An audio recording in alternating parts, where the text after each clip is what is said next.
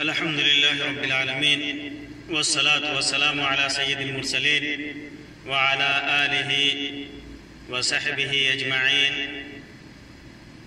أما بعد. محترم سامعین و ناظرین، آج کی اس مجلس میں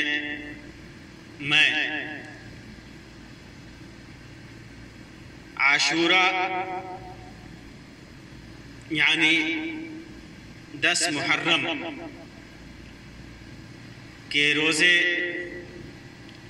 کی فضیلت اور اس کے بعض احکام سے متعلق گفتگو کروں گا. عاشورہ کے روزے کی فضیلت احادیث نبویہ میں بہت زیادہ آئی ہے. ابو قتادہ رضی اللہ تعالیٰ عنہ سے مروی ہے، فرماتے ہیں کہ اللہ کے رسول صلی اللہ علیہ وسلم نے ارشاد فرمایا: صیام یوم عرفہ احتسب علی اللہ ان یکفر السنہ التي قبله والسنة التي بعده وصيام يوم عاشوراء احتسب على الله ان يكفر السنة التي قبله. امام مسلم نے اپنے صحیح کے اندر اسی روایت کیا ہے کہ اللہ کے رسول صلی اللہ علیہ وسلم نے ارشاد فرمایا کہ عرفہ کا دن کا روزہ ایسا ہے کہ میں اللہ سے امید کرتا ہوں کہ 1 سال اگلے اور 1 سال پچھلے گناہوں کا کفارہ ہو جائے. اور عاشورے کے روزے سے متعلق اللہ سے مجھے امید ہے کہ وہ 1 سال اگلے آنے والے 1 سال کی گناہ کا کفارہ ہو جائے. یہ اللہ تبارک و تعالیٰ کا ہمارے اوپر بہت بڑا اور عظیم فضل ہے کہ ایک دن کے روزے کے بدلے پورے 1 سال کا گناہ معاف کر دیتا ہے. اللہ کے رسول صلی اللہ علیہ وسلم کے سلسلے میں آتا ہے کہ آپ رمضان کے روزوں کے علاوہ جن روزوں کا بہت زیادہ اہتمام کیا کرتے ان میں عاشورہ کے روزے ہیں، 10 محرم کے روزے ہیں. عبداللہ ابن عباس رضی اللہ تعالیٰ عنہ سے مروی ہے، فرماتے ہیں کہ میں نے نبی کریم صلی اللہ علیہ وسلم کو سوا عاشورہ کے دن کے علاوہ اور رمضان کے مہینے کے روزوں کے علاوہ کسی دوسرے دنوں سے افضل جان کر خاص طور سے قصد کر کے روزہ رکھتے نہیں دیکھا. نہیں، آپ صلی اللہ علیہ وسلم ان روزوں عاشورہ کے روزے کا بہت زیادہ اہتمام کیا کرتے تھے. اسے امام بخاری نے اپنے صحیح کے اندر روایت ہے، حدیث کے لفظ میں یتحرّا کا لفظ ہے، کانا یتحرّا یا ما رأیت النبی صلی اللہ علیہ وسلم یتحرّا. یتحرّا کا مطلب ہوتا ہے ثواب اور رغبت کی وجہ سے اس روزے کا خوب اہتمام کیا کرنا. اور صحیح مسلم کی روایت میں ہے، عبداللہ ابن عباس رضی اللہ تعالیٰ عنہ سے فرماتے ہیں کہ میں نہیں جانتا کہ رسول اکرم صلی اللہ علیہ وسلم نے کسی دن کا روزہ رکھا ہو اور دیگر ایام پر اس دن کی فضیلت تلاش کی ہو سوائے اس دن یعنی عاشورہ کے، اور کسی ماہ کا سوائے ماہ رمضان کے. یعنی دنوں میں عاشورے اور مہینوں میں رمضان کی فضیلت بہت زیادہ اللہ کے رسول صلی اللہ علیہ وسلم اپنے عمل سے بیان کیا کرتے تھے. اور ایک دوسری روایت میں ہے، افضل الصیام بعد رمضان شہر اللہ المحرم. رمضان کے بعد بہترین روزے اللہ کے حرام کردہ مہینے محرم کے روزے ہیں. امام مسلم نے اپنے صحیح کے اندر اس کو روایت کیا ہے. حکیم ابن عارج بیان فرماتے ہیں، جیسا کہ صحیح مسلم کے اندر ہے، کیا کہتے ہیں کہ میں عبداللہ ابن عباس رضی اللہ تعالیٰ عنہ کے پاس پہنچا، آپ زمزم کے کنارے تکیہ لگائے ہوئے بیٹھے تھے. میں نے کہا کہ عاشورہ کے روزے سے متعلق مجھے بتائیے. تو انہوں نے فرمایا کہ جب تم چاند دیکھو، محرم کا چاند دیکھو تو تاریخیں گنتے رہو، پھر 9ویں تاریخ ہو اس دن روزہ رکھو. میں نے کہا کہ محمد صلی اللہ علیہ وسلم ایسا ہی کیا کرتے تھے؟ تو انہوں نے کہا کہ ہاں ایسا ہی کیا کرتے تھے. عاشورے کی فضیلت سے متعلق، روزے کی فضیلت سے متعلق یہ چند روایتیں تھیں. عاشورہ کے روزے کا سبب کیا ہے؟ اس سلسلے میں جو روایت بیان کی جاتی ہے، عبداللہ ابن عباس رضی اللہ تعالیٰ عنہ کی روایت ہے، جسے امام بخاری، امام مسلم اور دیگر محدثین نے اپنی کتابوں کے اندر ذکر کیا ہے کہ اللہ کے رسول صلی اللہ علیہ وسلم مدینہ تشریف لائے ہجرت کے بعد، اور اس کے بعد آپ صلی اللہ علیہ وسلم نے یہودیوں کو دیکھا، جو مدینے کے یہودی تھے ان کو دیکھا کہ عاشورہ کے دن 10 محرم کو وہ لوگ روزہ رکھتے ہیں. آپ صلی اللہ علیہ وسلم نے ان سے اس کا سبب معلوم فرمایا تو انہوں نے کہا کہ هذا يوم صالح، هذا يوم صالح، هذا يوم نجى الله بني اسرائیل من عدوهم فصامه موسى. انہوں نے کہا کہ ایک اچھا دن ہے، اسی دن اللہ تعالیٰ نے بنی اسرائیل کو ان کے دشمن فرعون سے نجات دلائی تھی، اس لیے موسیٰ علیہ السلام نے اس دن کا روزہ رکھا شکرانے کے طور پہ. اور ایک روایت میں ہے هذا اليوم الذي اظهر الله فيه موسى وبني اسرائیل على فرعون فنحن نصومه تعظیما له، کہ یہ وہ دن ہے کہ اسی دن اللہ تعالیٰ نے موسیٰ علیہ السلام اور بنو اسرائیل کو فرعون پر غلبہ دیا، فوقیت دی، فتح دیا. اس لیے آج ہم اس دن روزہ رکھتے ہیں اس کی تعظیم کے لیے، یعنی اللہ پاک صلی اللہ تبارک و تعالیٰ کی تعظیم کے لیے، شکرانے کے طور پر ہم لوگ اس دن کا روزہ رکھتے ہیں. اور ایک روایت میں هذا یوم عظیم، یہ بہت بڑا دن ہے، انجى الله فيه موسى وقومه وغرق فرعون وقومه، کہ ایک بہت بڑا دن ہے کہ اسی دن اللہ تبارک و تعالیٰ نے موسیٰ اور موسیٰ علیہ السلام کی قوم کو نجات دی تھی، بچایا تھا، اور فرعون اور اس کی قوم کو، اس کی فوج کو ہلاک کیا تھا، غرق کیا تھا، ڈبو دیا تھا دریا کے اندر. تو اس دن کا شکرانہ کا روزہ موسیٰ علیہ السلام نے رکھا، اور ہم بھی شکرانے کا روزہ رکھتے ہیں. تو آپ صلی اللہ علیہ وسلم نے یہ باتیں سن کر کے فرمایا وقال فَأَنَا أَحَقُّ بِمُوسَى مِنْكُمْ فَصَامَهُ وَأَمَرَ بِصِيَامِهِ. تو پھر اللہ کے رسول صلی اللہ علیہ وسلم نے فرمایا کہ پھر موسیٰ علیہ السلام کی خوشی میں شریک ہونے کے ہم تم سے زیادہ حقدار ہیں. چنانچہ اللہ کے رسول صلی اللہ علیہ وسلم نے اس دن کا روزہ رکھا، اور صحابہ کرام رضی اللہ عنہم کو بھی اس دن کا حکم دیا. اور ایک روایت میں ہے انتم احق بموسیٰ منہم فصوموا. صحابہ کرام سے آپ صلی اللہ علیہ وسلم نے فرمایا کہ انتم احق بموسیٰ، کہ موسیٰ نبی تھے، میرے بھائی تھے، اس لیے تم لوگ زیادہ حقدار ہو موسیٰ علیہ السلام کی اس خوشی میں شریک ہونے کے، لہذا تم لوگ روزہ رکھو. امام بخاری اور امام مسلم نے اس کو اپنی صحیح کے اندر روایت کیا ہے. اسی طرح ابو موسیٰ اشعری رضی اللہ عنہ سے مروی ہے کہ خیبر کے یہود، اسی روایت کے سلسلے میں، سبب کے سلسلے میں، کہ خیبر کے یہود عاشورے کے دن کا روزہ رکھتے تھے اور اس دن عید ٹھہراتے تھے. یہ یہود عاشورہ کا روزہ رکھتے اور اس دن عید مناتے، خوشیاں مناتے، اور اپنی عورت کو زیور پہناتے اور ان کو سنوارتے، سنگھارتے. تو رسول اکرم صلی اللہ علیہ وسلم نے فرمایا کہ تم لوگ روزہ رکھا کرو. یہود چونکہ عید مناتے ہیں تو یہود کی مخالفت کرتے ہوئے تم لوگ اس دن روزہ رکھا کرو. امام بخاری اور امام مسلم نے اس کو روایت کیا ہے. تو معلوم کیا ہوا کہ عاشورہ کا دن روزے کا دن ہے، اللہ تبارک و تعالیٰ کے ذکر و شکر کا دن ہے، نہ وہ عید کا دن ہے اور نہ غم اور ماتم کا دن ہے. نہ وہ عید کا دن ہے اور نہ غم و ماتم کا دن ہے. یہود اس دن عید مناتے ہیں اور مشرکین مبتدعین بدعتی ایجاد کرنے والے اس دن ماتم مناتے ہیں.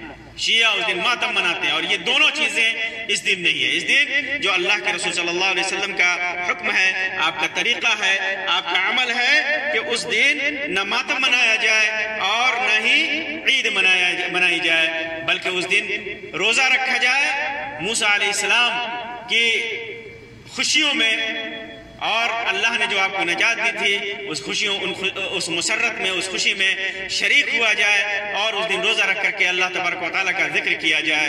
یہی سنت کا طریقہ ہے.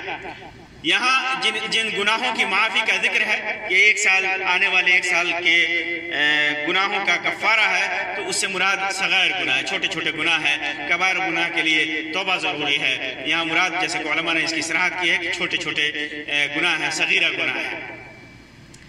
عاشورہ کے روزے کس دن رکھا جائے؟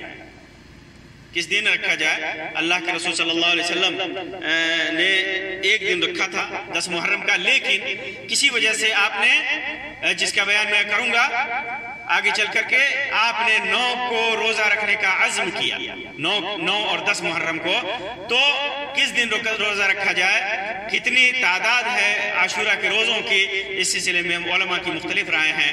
پہلی رائے 10 محرم کو رکھا جائے، جیسا کہ عبداللہ ابن عباس رضی اللہ تعالی عنہ کی روایت ہے کہ جب رسول اکرم صلی اللہ علیہ وسلم نے عاشورے کا روزہ رکھا تو اور حکم کیا کہ اس کے روزے کا، لوگوں نے کو حکم دیا اللہ کے رسول صلی اللہ علیہ وسلم نے کہ اس کا روزہ رکھو، تو لوگوں نے عرض کیا یا رسول اللہ یہ دن تو ایسا ہے کہ اس کی تعظیم یہود و نصارہ کرتے ہیں.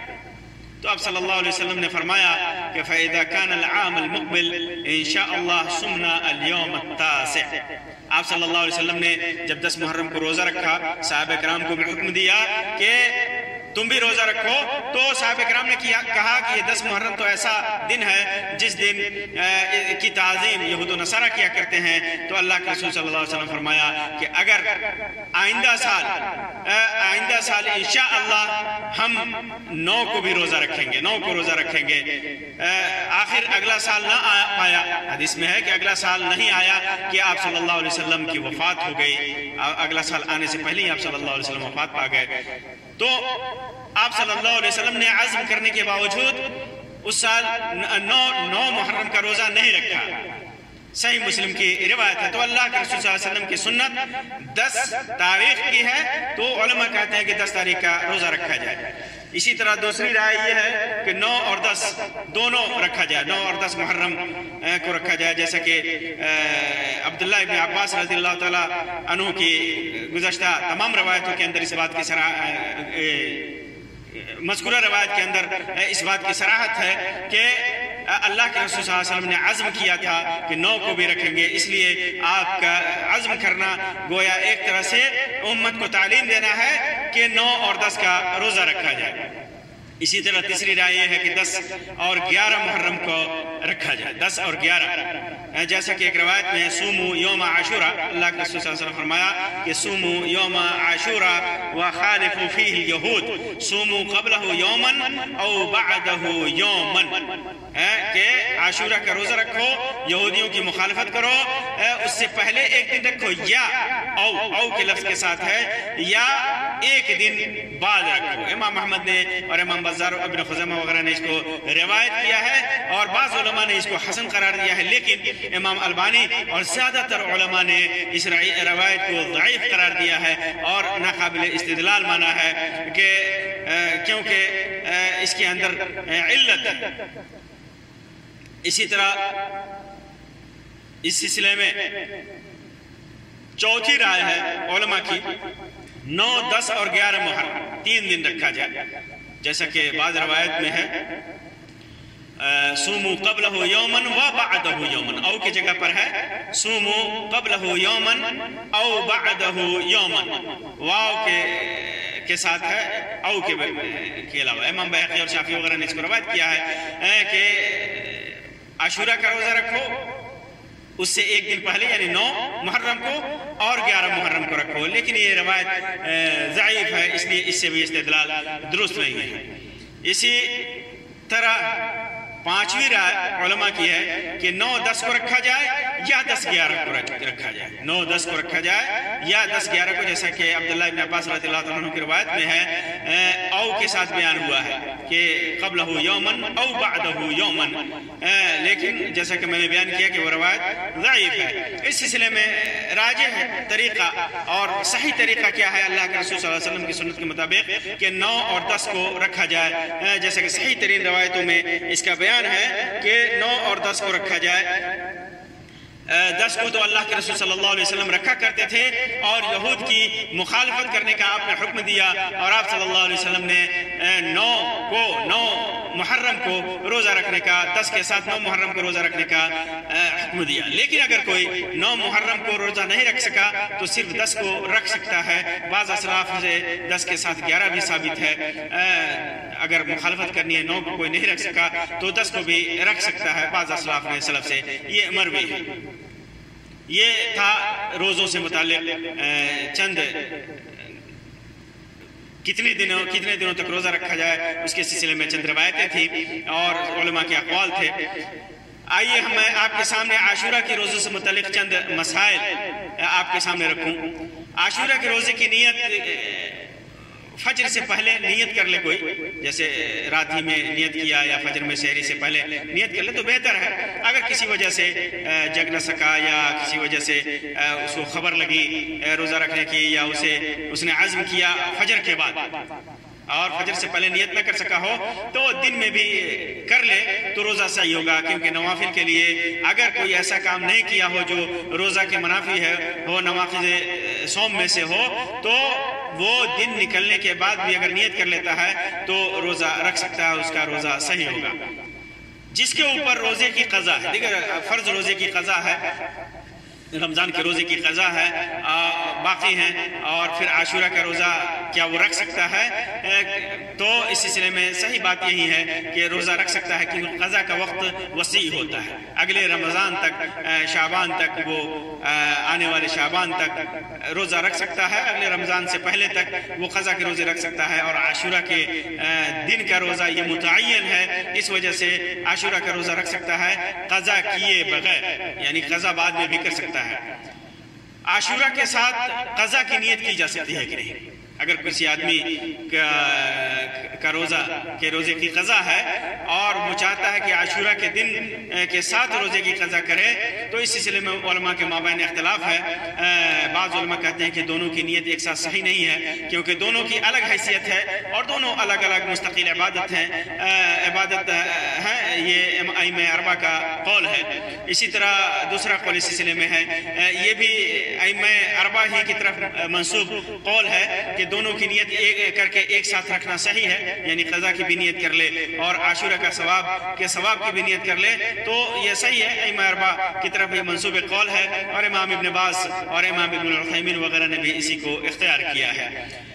اسی طرح مسافر اور عاشورہ کا روزہ مسافر رکھ سکتا ہے یا نہیں، کیونکہ سفر کی حالت میں بعض حالات میں سفر میں روزہ رکھنا ممنوع ہے، لیکن اگر آدمی بلا مشقت، بلا تکلیف، بلا پریشانی کے روزہ رکھنے پہ قادر ہو تو عاشورہ کا روزہ رکھ سکتا ہے، بلا کسی تکلیف کے تو رکھنا اس کے لیے جائز ہے۔